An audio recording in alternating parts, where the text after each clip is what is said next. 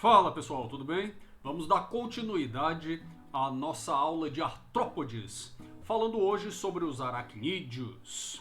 E se você não sabe o que são aracnídeos, fica aí, esse vídeo é para você. Eu me chamo Paulo Aragão e esse é o Minuto Biológico.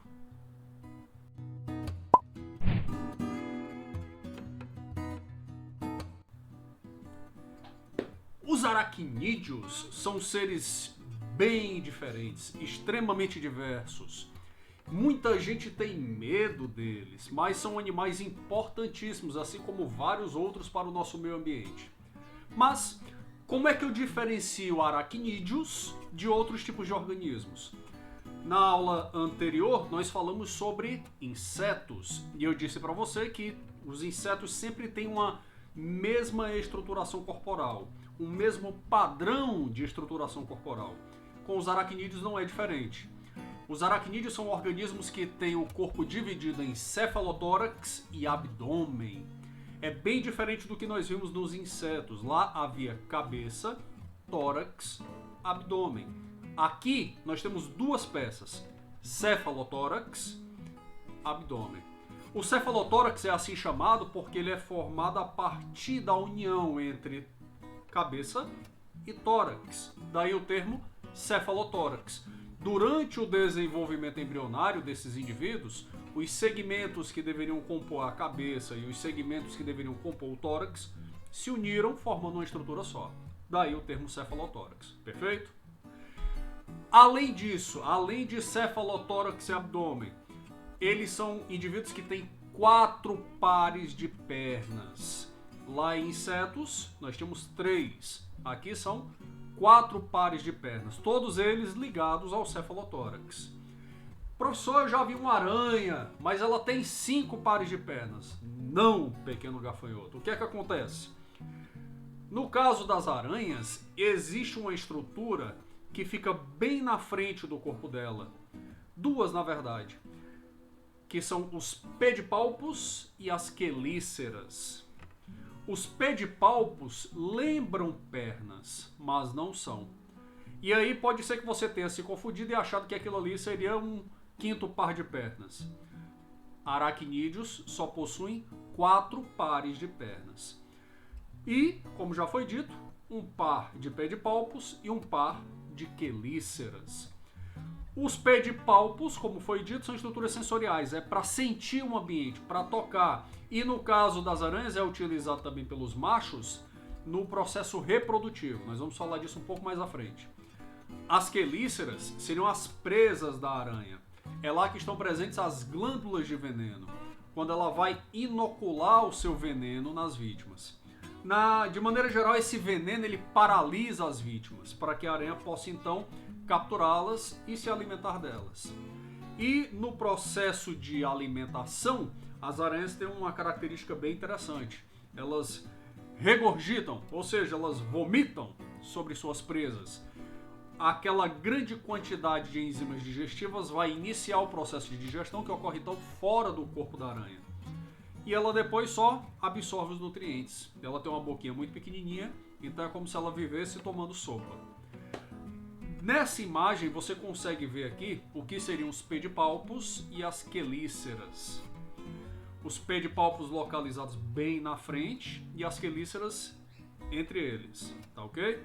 Comparando aí a aranha e o escorpião, você nota uma diferença. Os pedipalpos do escorpião possuem uma modificação. Na sua porção inicial, nós temos uma transformação em pinças. E essas pinças vão servir para manipular as coisas, manipular o alimento, por exemplo. Outra diferença que a gente observa entre escorpiões e aranhas é no abdômen. O abdômen deles é modificado e na ponta tem um ferrão. O ferrão ou telson também é chamado assim. É lá que está a glândula de veneno. Então perceba aí uma diferença entre esses dois grupos de indivíduos. Nas aranhas, a glândula de veneno fica nas quelíceras. E os escorpiões, a glândula de veneno fica no telson, aguilhão ou ferrão, dependendo de como você chamar. Ok? Os dois são quelicerados. Fazem parte de um subgrupo dos artrópodes. Por que quelicerados? É assim chamado porque eles possuem quelíceras. quelícera é uma estrutura que é exclusiva do grupo dos aracnídeos. E com relação aos demais sistemas do corpo desse animal, quando a gente analisa sistema digestório, sistema circulatório e sistema respiratório, nós percebemos também um padrão. No sistema digestório nós temos um sistema digestório completo, que inicia com a boca e termina com o ânus do animal. Professor, eu nunca entendo essa diferença entre ânus e cloaca. A cloaca nada mais é do que uma terminação compartilhada. É uma saída só para fezes, urina e para reprodução. Isso é o que acontece de maneira mais genérica ou possível que eu posso transmitir para você sobre o que seria uma cloaca. No caso dos insetos, você tem essa mesma funcionalidade. No caso das aranhas, você tem um ânus, porque vai existir um poro genital.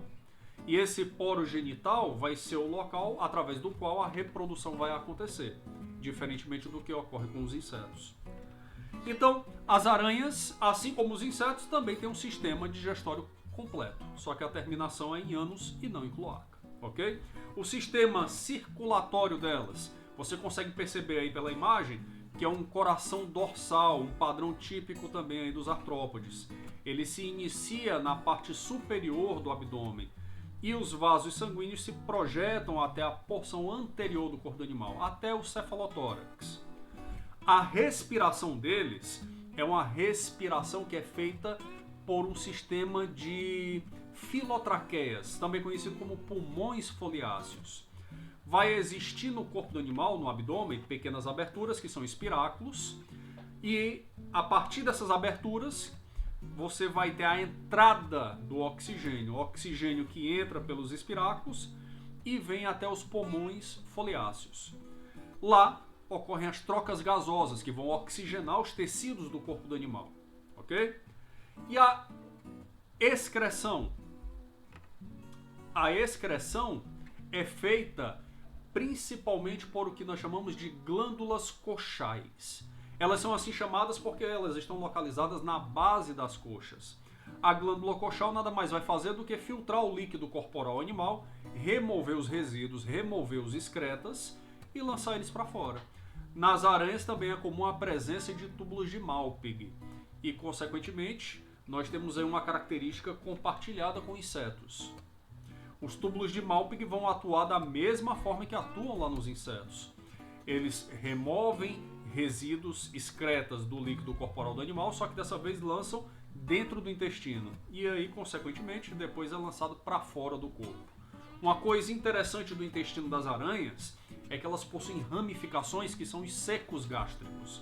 E esses secos não só auxiliam na formação de uma flora bacteriana adequada para o processo digestivo, mas também servem para armazenar certa quantidade de alimento, certa quantidade de nutrientes que podem nutrir o animal ao longo de vários dias. Afinal de contas, não se sabe se vai conseguir encontrar alimento amanhã ou não. Então, essa é uma característica importantíssima. Outra característica que é sensacional nas aranhas é a presença das fiandeiras. As fiandeiras nada mais são do que as estruturas através do qual é liberada a seda. A seda que é utilizada para produzir a teia da aranha. E essa seda dentro do corpo da aranha é líquida. Só que no momento que ela é liberada, através das fiandeiras, ela entra em contato com o oxigênio externo e solidifica. E isso acontece rapidamente. Você já deve ter visto várias imagens de aranhas descendo por fios de seda. E você imaginar que isso é líquido e quando entra em contato com o oxigênio solidifica, já torna tudo extremamente incrível. É realmente maravilhoso. Pois bem, nas aranhas você tem as fiandeiras. Essas fiandeiras elas podem ser utilizadas em diferentes comportamentos de produção de seda. Existem aquelas aranhas que formam teias nas árvores, nas folhas, e esperam que insetos voadores possam passar e ficar presas nela. E existem aranhas, como é o caso das tarântulas, por exemplo, que constroem fios de seda dentro de tocas. Ela vai ficar escondida debaixo do solo, debaixo de uma rocha, um tronco, e dentro dele ela começa a soltar teias que vão ter uma finalidade de não só prender a sua presa, mas também sinalizar. Elas têm uma percepção tátil muito aguçada. Quando um animal toca no fio de seda, ele acaba enviando vibrações para o interior da toca onde a aranha está localizada e ela percebe que tem uma presa na entrada da sua toca. Mas tem coisas que são bem mais incríveis, não é só tocar, ela consegue diferenciar o tipo de toque, se é um animal maior, se é um animal menor, se foi só alguma coisa que passou por ali naquele momento, ou se realmente está presa na teia. Então, esses animais saem num bote muito rápido e capturam a presa que está ali presa na toca, na entrada da toca. Outra coisa interessante é a reprodução. A reprodução das aranhas é interessante porque os machos das aranhas não possuem pênis. Então não existe uma transferência tal qual acontece na grande maioria de outros animais. O macho, na ponta dos pedipalpos, possui o que se conhece como bulbo ejaculatório. Esse bulbo nada mais é do que uma estrutura que lembra uma ampola. Uma ampola é como se fosse, digamos, um balãozinho de um conta-gotas. Imagine algo nesse formato, mais ou menos. Tá? E esse balãozinho, na ponta do pedipalpo, vai permitir que a aranha macho colete o seu próprio esperma. O que ele faz é o seguinte, ele constrói ali uma estrutura de teias na sua toca e ele deposita o seu próprio esperma lá. E depois ele vem com os bulbos ejaculatórios e suga tudo, guarda, armazena dentro dos bulbos. Ele então vai procurar a fêmea na época do acasalamento. E, a depender também das espécies, existem comportamentos distintos. Eu já li casos de aranhas que, por exemplo, capturam pequenas presas. Um grilo, por exemplo. Enrola ele todo numa seda e leva de presente para a fêmea. Não é muito diferente do que a gente faz. Ele vai fazer um pacote com alimento e vai levar isso para a fêmea. E enquanto ela está distraída, se alimentando, porque ela sabe que tem alimento ali, ele vem com o bulbo ejaculatório e joga o esperma dele dentro dela, através, claro, do poro genital. E para que esse pacote? Para que esse alimento? É porque aranhas são indivíduos que vivem isolados. Eles, por viverem isolados e serem predadores vorazes, qualquer coisa que passe ali na frente é uma possível nova presa, até mesmo o macho da sua própria espécie. Então, os machos acabaram adquirindo um comportamento distinto para poder, digamos, aumentar a sua chance de sucesso, a sua sobrevivência e a sua reprodução. Então ele traz uma distração para a fêmea, para que ela possa se alimentar enquanto ele faz a transferência de esperma. E tem outro caso mais curioso ainda. Existem casos de aranhas, tenho quase certeza que eu já li sobre isso há muito tempo, onde o macho leva o pacote, só que não tem nada dentro. A aranha vai abrir na expectativa de ter comida, só que não tem nada dentro, ele enganou ela. Então ele joga o seu esperma e corre, porque senão ele vai se transformar em comida para ela. Esse daí com certeza é, digamos, muito esperto, né? Ele acabou reduzindo o esforço dele, no sentido de que ele teria que capturar uma presa, levar para a fêmea para que ela pudesse então se alimentar enquanto ele se reproduz. Então, analise isso em termos energéticos, em sucesso reprodutivo. Ele conseguiu se reproduzir sem ter o esforço, sem ter o gasto energético de capturar uma presa. E isso é uma estratégia evolutiva incrível. Então, existem vários outros tipos de comportamentos, com certeza. Existem até dancinhas, aranhas que levantam as suas perninhas, as suas patinhas e balançam de um lado para outro para poder atrair a fêmea de algum jeito. Os comportamentos são muito distintos e alguns são muito exclusivos de cada espécie.